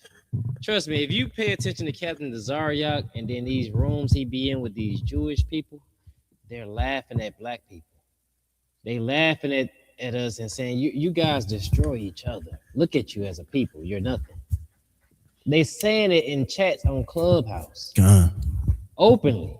We don't have to argue with them about who's the real Jews. We don't care what he's trying to prove out the Bible. Look at them. They're killing each other and they're proud of it. Right now, two teenagers started fighting over who better. Which drill rapper is better? They choosing sides and fighting over it.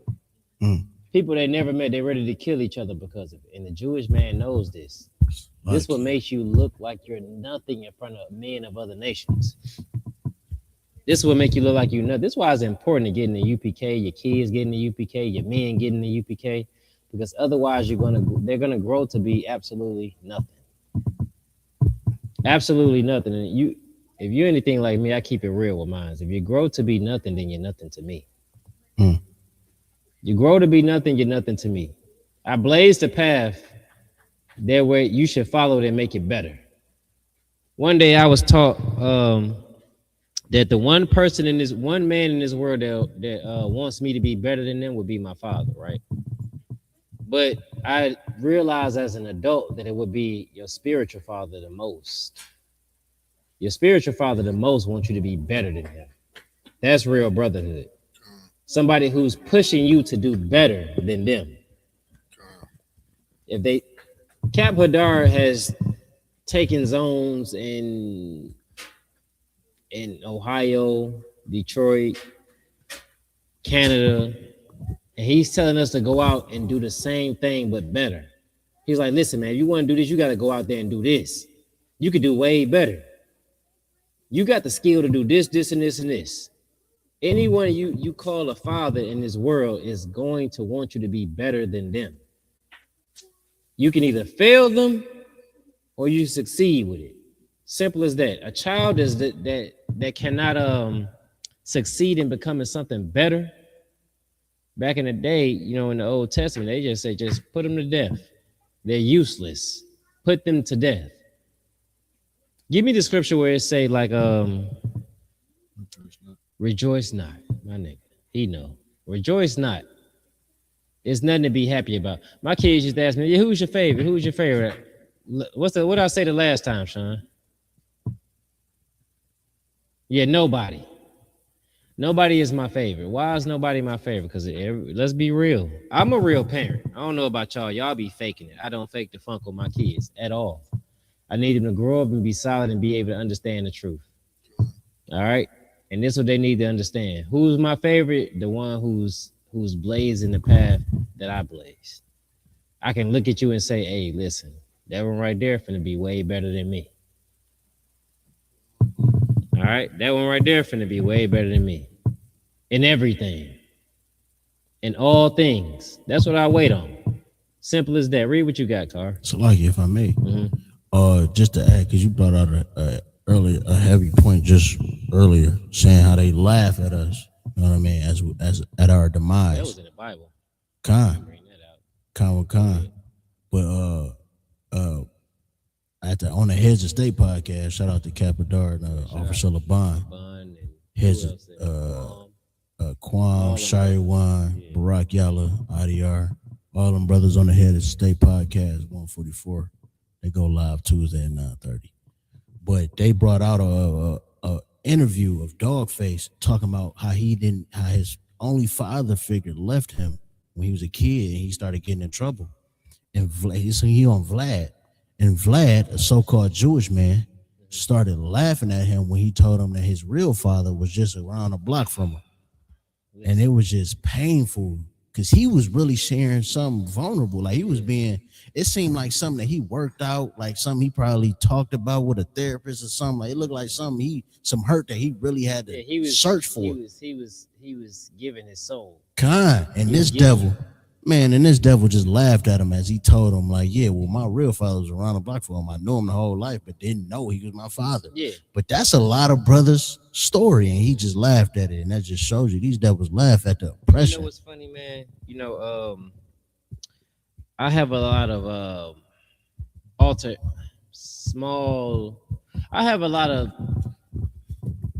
I don't know if I want to call them altercations. I think altercations or disagreements with Jewish people where over the internet they feel brave enough to tell me about my people.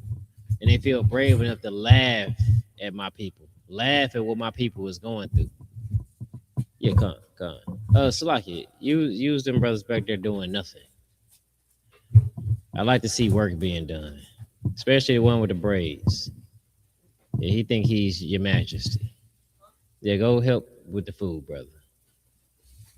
Yeah, there you go. The best type of young man is a working young man. All right. That's in the Bible too. Is it?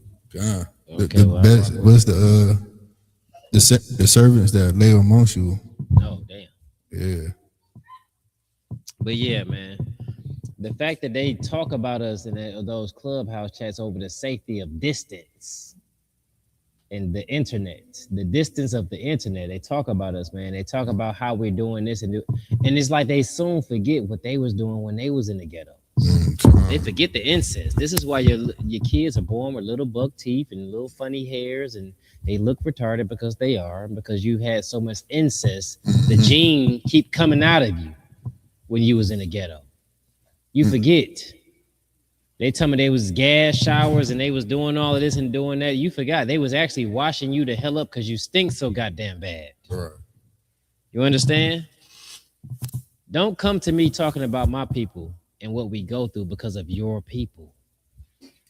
Because of your people, when your people hate you so much that they keep kicking you out of countries. Now you're over there with another people and they're trying to kick you the hell out of their country after they agreed to let you in. You had nowhere to go. You're a vagabond. That's in the Bible. Being a goddamn vagabond is in the Bible. So, Lakia, let me not get off subject. They required what you had, Carl. They required of a song and mirth. Go ahead. You had actually asked for Ecclesiasticus 16. Rejoice not in the multitude of unrighteous you need children. to read that, Salakia. Khan. This is the book of Ecclesiasticus, chapter 16, verse 1. Desire not a multitude of unprofitable children. Unprofitable children. You gain nothing from these children. These children, those children who chose the world over the Most High. They chose the world over their father. They chose the world over their mother. Righteous people. Rejoice not in them. I told my rib the other day, I'm like, listen, you talking about basketball game. I'm not going to a game. I don't see them in class. They come into class, they sleep. I'm not going to a basketball game. I'm not a parent that will say, hey, listen, these kids and be rushing to do something of a child and not of the Most High God. I'm really not. And I ain't faking the funk. I ain't joking.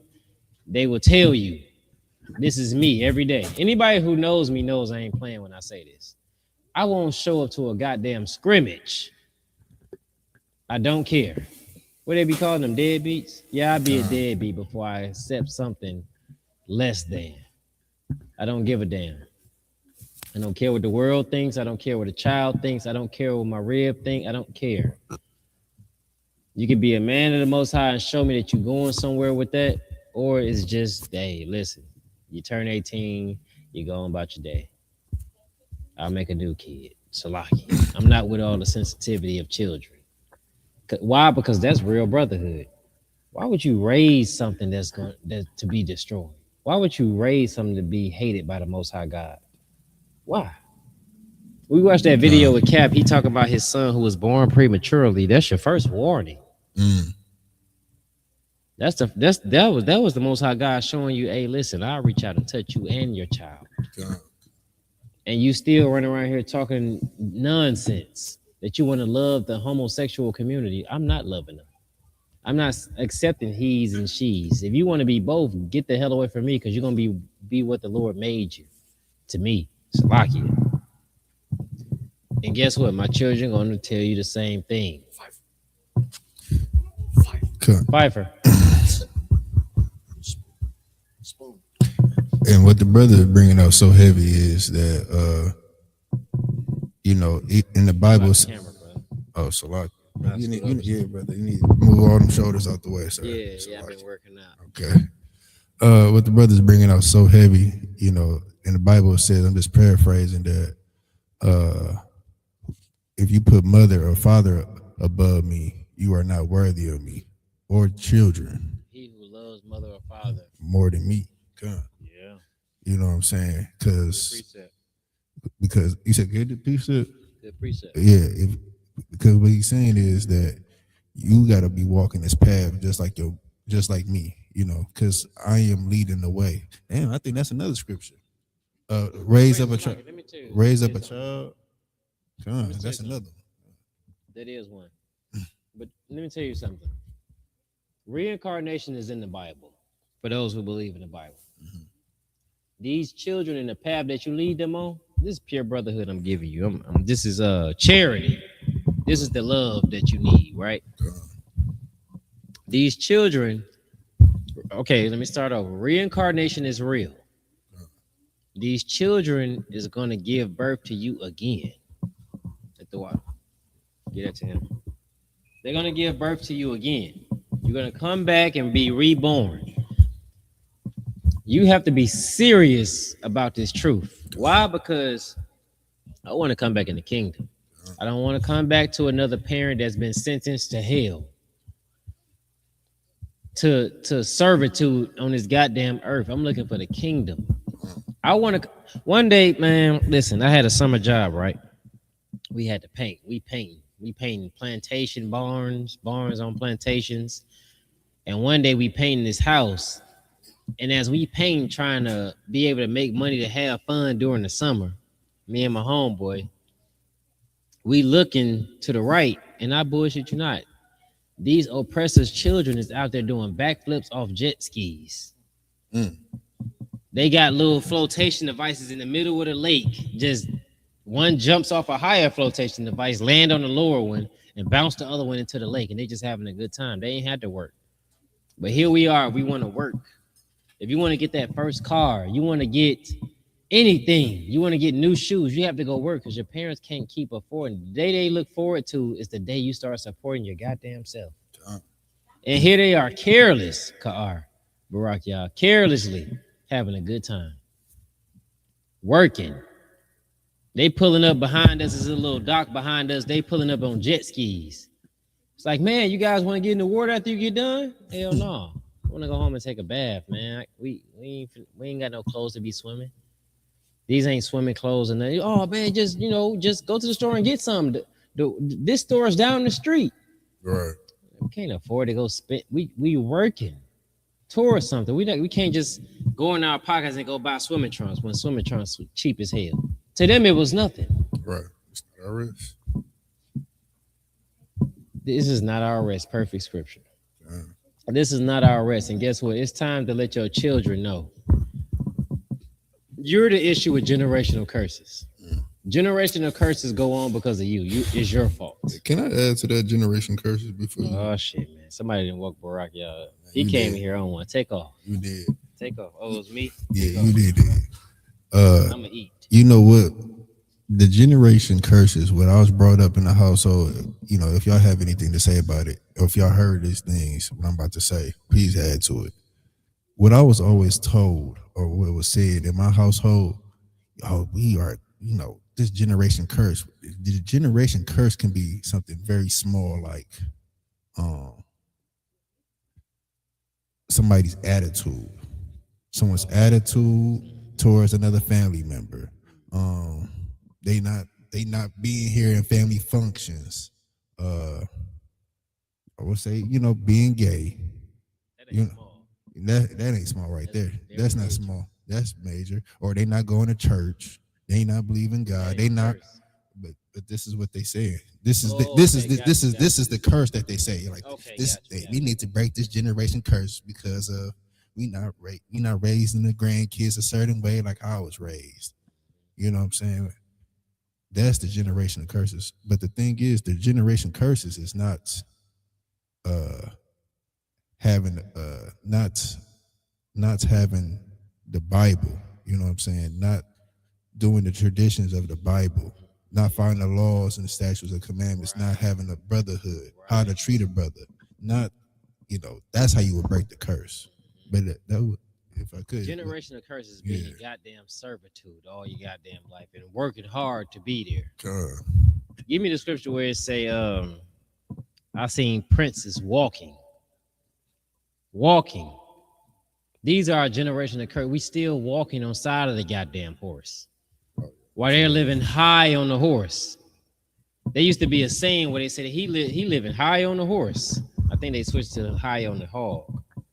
They love pigs so much they switched it from horse to hog. Go ahead. Con with con. This is Ecclesiastes 10 verse 7. I have seen servants. Servants, people who should be serving. I just had a young man in the room get up and serve food, right? They're not the true servants. These are the princes that the Bible talk about. This is the royalty that the Bible talk about. But because of generational curses, they don't see royalty. All they see is what the world gives them.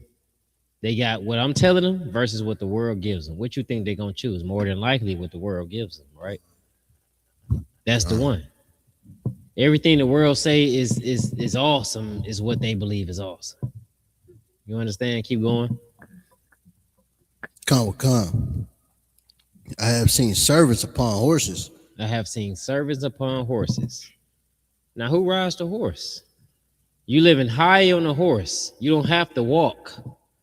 You living high on the horse. I've seen servants, people who should be serving you on the horse. Go ahead. And princes and walking. Princes, royalty. Go ahead. And princes walking. The prince is walking. You have the servants over the princes. Servants over royalty. Why in the hell are you walking when you should be on a horse and the servant should be walking? Ain't that the way it go? Why is your rib walking when she should be carried from here to there? Nowadays we got cars. She should be chauffeured from here to there. Her feet shouldn't touch the ground is what the Bible said. But yet your wife have to go get a slavery. Your wife have to go get a slavery. And these curses begin with what? What are we teaching today? What are these curses? They strong in us right now because we did what? Anybody know? It's in the title. Go ahead, Carr. We integrated. We desegregated. Now look at us. Chasing them. Go ahead. No, I think General Hyman was just talking about that of what's the word? Oh my goodness.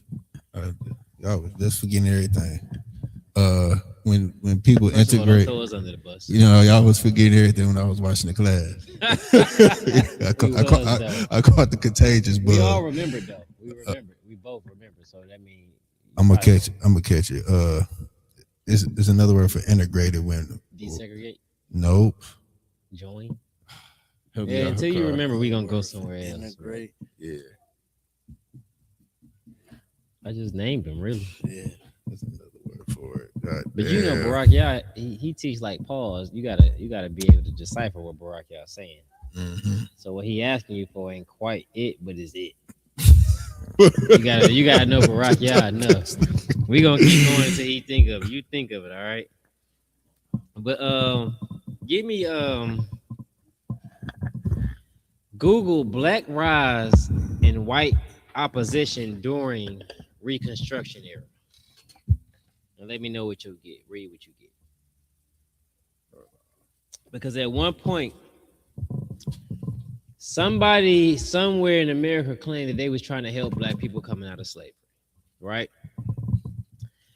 But as we talk about generational curses, these oppressors that came here from other white of their own people oppressing them, they came here to end their curses, their generational curses, right?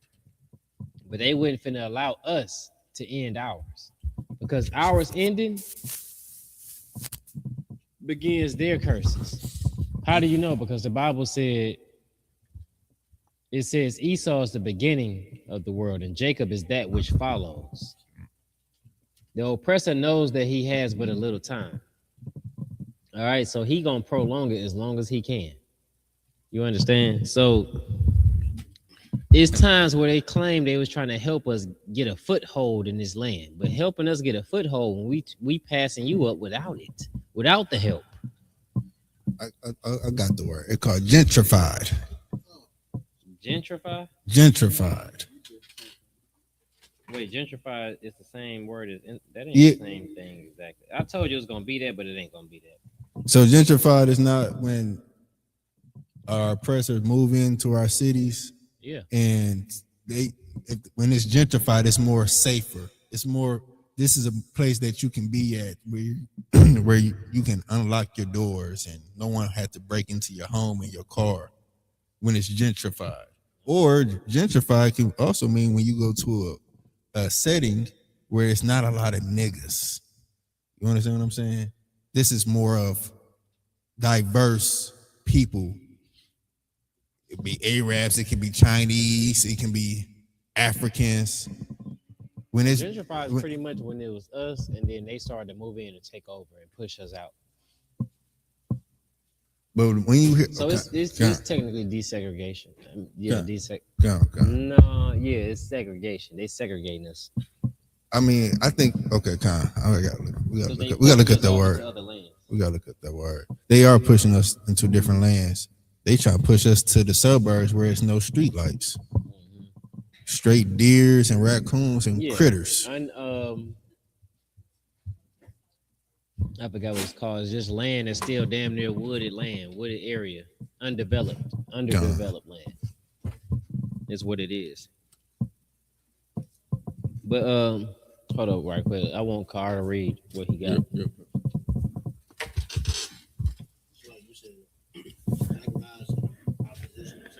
Mm-hmm. It says the rise. Oh, let me share it.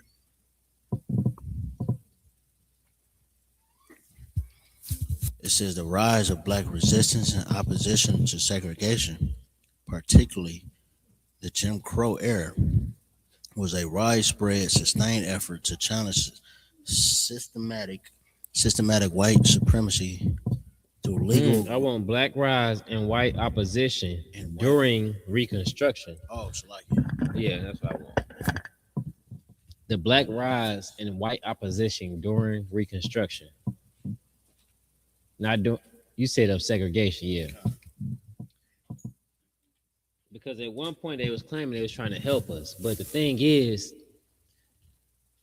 any boost that we get, we taking off with it. Because with no boost at all, we taking off and we passing you like that. So if you make the race even or even give us a head start, you lose. So like, if I may, sir, go ahead. It was an actual time during the Reconstruction era where like North.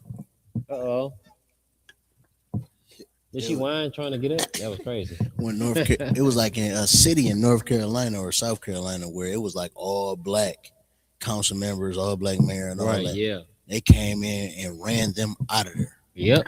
Why they were voted to be in legally there, and they ran them up out of there. They wasn't having it. Okay. One thing that white people want more than anything is to be better than you. Is to be considered better than you. And the moment that you start to show that you're better than them, they start to destroy you, torture you, murder you, unalive you, jail you, all those things. Go ahead.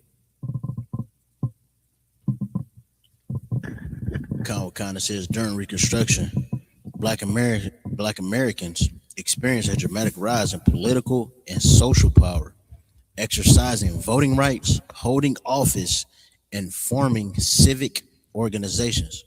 This period of mobilization faced severe and violent opposition from white Southerners, including the Ku Klux Klan. Now, this is how you know it was never really meant for you to make it anywhere. Because why couldn't they stop the Ku Klux Klan? Because all the people that were supposed to be stopping them was in the Ku Klux Klan. Your police officer was in the Ku Klux Klan. Your presidents, your governors, your mayors. Those political people that sat next to black people looking at them like, why is he here? These was your Klan members. Judges. Definitely your judges. Go ahead.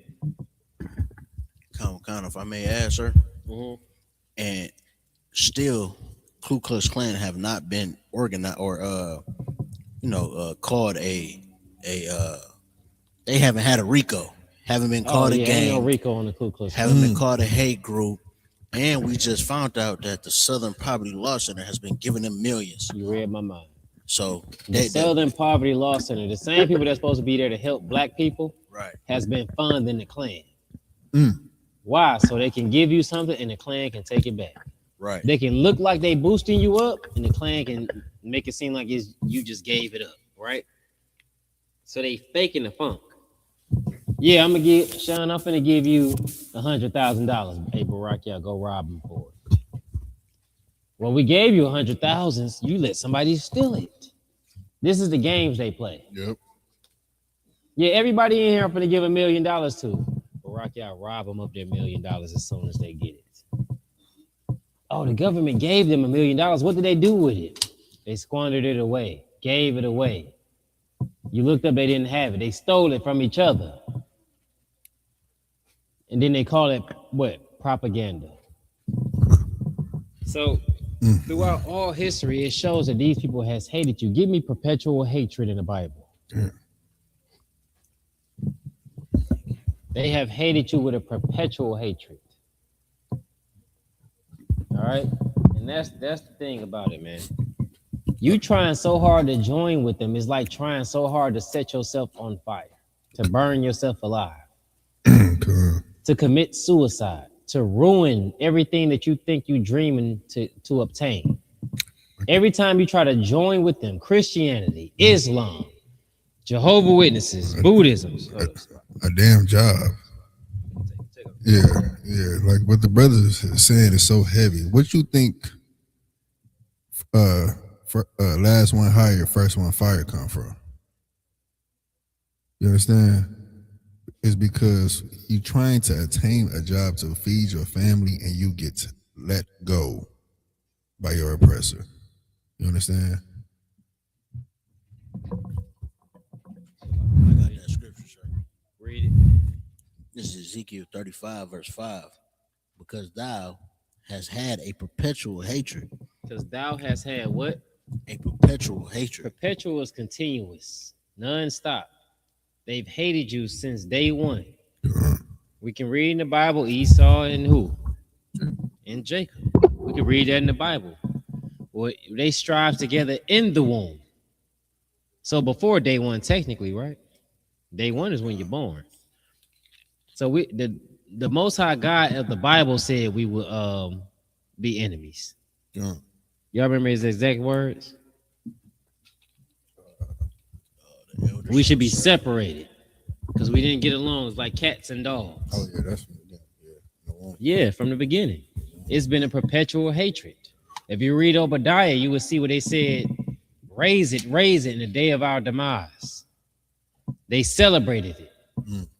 Esau begot a nation called Edom, and they hated the nation that Jacob begot called Israel. They've hated us throughout history. Hated us. But yet y'all feel like loving them is going to make them love us when it doesn't work like that. Ask the Native Americans or First Nation people, whatever you want to call them, whatever byword that they are called by now. Our people has loved them, and look what they do now. They celebrate Thanksgiving right in your goddamn face. We walk on hundreds of thousands of Native American bones that have fallen here. The slaves that escaped slavery to go live with them, we walk on the bones of them now. We look at them, lock our Native American brothers up in cages, they babies in cages, and give them full blankets for those who didn't disappear altogether. This is what you're joining to. This is what you're joining to. But yeah, you in the hood talking about you can't join a brother because he wear red, or he wear blue, or he from the east side. I'm from the west side. He light skinned. I'm dark skinned. He's Muslim. I'm a Christian. right. This is the problem. Because you so eagerly separate from your own people. What does the Lord say if you can't love your own brother? Wait, Salakia. Give me that scripture, then we're gonna remind me to go straight to the comments, because we have not went to the comments all day. Come, because thou hast had a perpetual hatred and hast shed the blood of the children of Israel by the force of the sword. They shed the blood of the children of Israel by the force of the sword, which means they've unalived you. And this is the Old Testament, right, Carr? Con. And they do it today. They do it today. The brother, they put their knee in his back. Sandra Bland, the sister who, I want to say their name. You know their name, just say it. The sister who stood too close to a pot of boiling water after calling the cops for help, they unalived her by shooting her in the goddamn head. Sonia Massey. They still unalive you by the sword. Give me the scripture where it said they lay in wait. They hide in the hidden places, or they sit in the hidden places, or something like that. Everything the Bible is telling you can be added to the day. Looked at as the same thing today, because it is. They have not stopped hating you, but yet you keep joining to them instead of joining to your own people, figuring out our goddamn differences and moving forward in this country, moving forward in this land, in this world, on this planet. I'm gonna tell you something, man. If you haven't noticed, World War III is coming. Your children, they finna be taking them and sending them off to war, to the front lines, to die for a country that has hated them since the day they was born. Put them behind all of their own children since the day they was born. And what is your children preparing for? Nothing. What have you taught them? Nothing. But what your oppressor told you to teach them, to love this country. It's people right now in the army who the army hates. Look up how many black women perish in the army. Or S8 in the army. God, man, I know so many stories about that. Man, see how you reacted, brother. Man. All right. Because the thing is, sisters don't know what they signing up for. They thinking they signing up to get a job, to get security, and to get more discipline. But you going there as a sheep going into the slaughter. You know what I'm saying?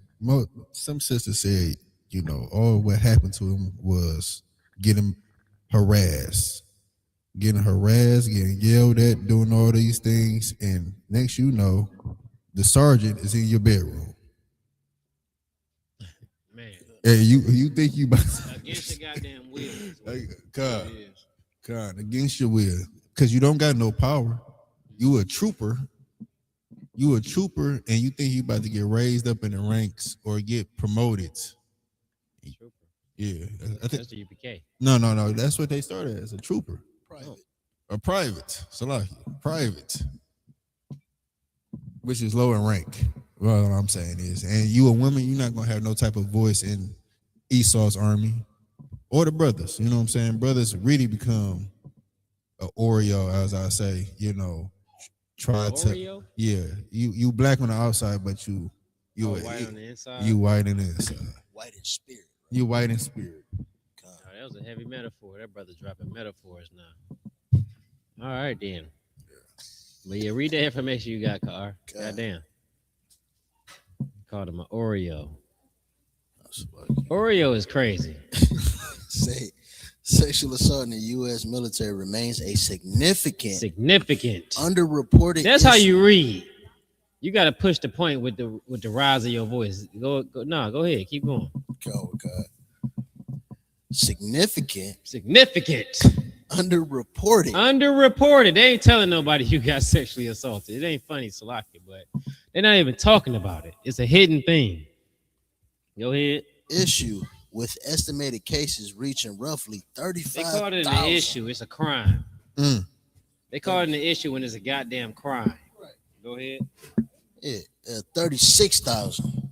30 what? To say 35,900. Yeah, that's 36,000. That's 36,000 in 2021, and continuing to rise despite increased prevention efforts. If I may, sir, Salakia, it ain't being prevented because the higher rankings don't want it to be prevented. Yep. I mean, they don't want it to be, found out, because they just continue just to cover it up, just like the murders, just like the drug dealing, just like the weapons trafficking. Like, the military is the largest criminal organization. Now, you know what I hear when you read that? It says, go back to that part where it says, despite increased. Time. Go before that. It said estimated cases reaching roughly 35,900 in 2021 and continuing to rise despite. Right. It says continuously going up despite the increase of prevention. Go back. What are you doing, bro? Despite the increased prevention efforts. It means they telling you they keep trying harder to stop people from being SA'd in the military, and they can't stop them. They can't stop these people from raping you, from graping you. They can't stop them. It won't stop. It won't happen. They can't stop them. All right. So like it. Don't listen. Don't. What's her name? Just a bigger one. Don't let her walk past the camera. They unable to stop them from doing what they doing to you. These people get you in here. You're separated from the world. Join to them, and they own you. To the fact that they can walk into the bunker, tell you to come to my office, take advantage of you, and there's nothing you can do. All that military training they gave you, level 4 combatives, they're still destroying you. They still SAing you, and there's nothing you can do because there's nothing they can do. They've never controlled them. That's why let me see. This is the part I wanted you to read with the other stuff. It says during Reconstruction, 1865 to 1877, formerly enslaved Black Americans achieved unprecedented political and social gains, including voting rights, holding office, and building independent communities, only to face intense, violent opposition from white Southerners. This white backlash, driven by groups like the KKK, used terror and legislative restrictions to reestablish white supremacy and largely destroy the eras of democratic progress. It says political participation. Nearly 2,000 Black men held public office, ranging from local posts to the U.S. House of Representatives and Senate. It says constitutional changes. The 14th Amendment, and just go through them, the 15th Amendment and stuff like that, right? Then it says white opposition and reaction. Terrorist violence. White supremacist groups like the KKK targeted Black people who voted, acted independently, or held position of authority. Acts included lynching, home burning, and mass murders to suppress Black advancement, political and legal resistance. Southern white Democrats introduced restrictive legislation such as poll taxes to disenfranchise Black voters and used violence, intimidation to redeem state governments. You understand? So they knew what was going on, but they couldn't stop them, or just chose not to stop them. They showing you a gift and then taking it back. They showing you a gift and then watching you be destroyed by their people. It's like tying a stake around your neck and sending you into the woods with wolves. You understand? That's exactly what they're doing. Give me in the Bible. You had some, Carl, before I take off? Con, I just wanted to add to that point because now you see a couple weeks ago the Supreme Court overturned the Voting Rights Act, which came out of all that, all those things that they were trying to make. So you're gonna see in the next upcoming election those same voting IDs, all the tactics that was used during that time. You're gonna see that come back in a lot of states. Yeah. Give me in the Bible where it says a gift destroy up the heart. A gift destroy up the heart. Y'all started to trust these people. In the UPK, we knew better. We ain't trust a goddamn thing but each other. You know what I'm saying? I trust my brothers. I trust my sons. I trust my rib. I trust the men over me. I trust the generals. I trust my sisters. I'm not trusting no goddamn oppressor. Right. I'm not trusting nobody joined to him. I don't even want you around me. All right, you understand? You got that? Con. Go ahead. This is the book of Ecclesiastes, verse 7, verse 7. Mm-hmm. It's like it. Chapter 7, verse 7. Surely oppression maketh a wise man mad. Surely oppression maketh a wise man mad. That's why y'all running the gun. And mad can be like crazy, angry. It all make you lash out. Surely oppression maketh a wise man mad. Why do you think on those boats, people, the slaves was jumping the hell off into the water, unaliving their babies, refusing to let them grow up in a world where they have to be beat, or as a man bent over and essayed in front of everybody, tarred and feathered, all this nonsense. Go ahead. Con. And a gift destroyeth the heart. And a gift destroyeth the heart. They let y'all vote. They let you think you was a part of America. They let you think it was the human race. They let you think that you had a foothold in the door. They make you think that racism is dead. They made you think that they loved you. They made you think with the Constitution that all men were created equal. They made you think that, but what did reality say? That they're going to murder you the day they pull you over and you decide to talk back to a police officer. They're going to lie and say you had a gun the moment they ask you to reach for your goddamn ID and you pull your wallet out the wrong way. They made you think that your vote counted when in all reality it doesn't count at all. It's not even a part of the system. Who actually chooses the president? What's they called? Electoral college. The Electoral College. That's who chooses. They made you think all these things. Mm-hmm. They gave you a gift that destroyed. I remember Trump came along and gave you what's that check he gave everybody? Stimulus. Huh? The stimulus check.